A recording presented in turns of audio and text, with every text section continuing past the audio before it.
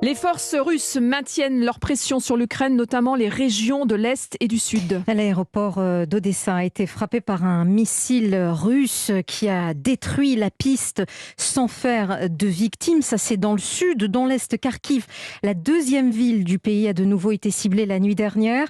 Le président ukrainien Volodymyr Zelensky a reconnu que la situation était difficile et il s'est de nouveau entretenu à la mi-journée avec Emmanuel Macron. Le président français a annoncé qu'il allait renforcer son soutien à l'Ukraine. Marion Gauthier. Oui, d'abord sur le plan militaire, les envois de matériel continuent et répondent à la demande de Kiev, souligne Paris.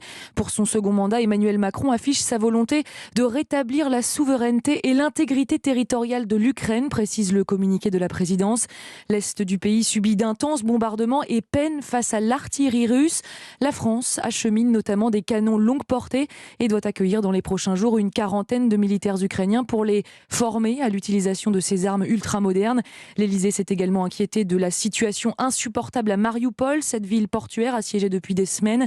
Là encore, promesse de plus d'aide humanitaire, plus que les 615 tonnes d'équipements déjà envoyés aux frontières de l'Union européenne. Emmanuel Macron a également confirmé que les experts français continueraient leur travail sur les crimes commis dans le cadre de l'agression russe. Oui, et l'annonce est faite quelques heures avant que de nouveaux corps torturés aient été retrouvés près de Boutcha, la région de Kiev qui exhume encore les victimes de l'occupation russe. Dans une fosse, 3 hommes sans vie, les mains liées, les yeux bandés, certains bâillonnés. Chacun a reçu une balle dans la tempe après un long calvaire, rapporte la police locale. 8000 crimes de guerre présumés ont été recensés par le parquet ukrainien. Marion Gauthier, alors que la France promet un nouvel appui militaire pour l'Ukraine, Sergueï Lavrov s'est exprimé dans une interview publiée par l'agence Chine Nouvelle. Le ministre russe des Affaires étrangères appelle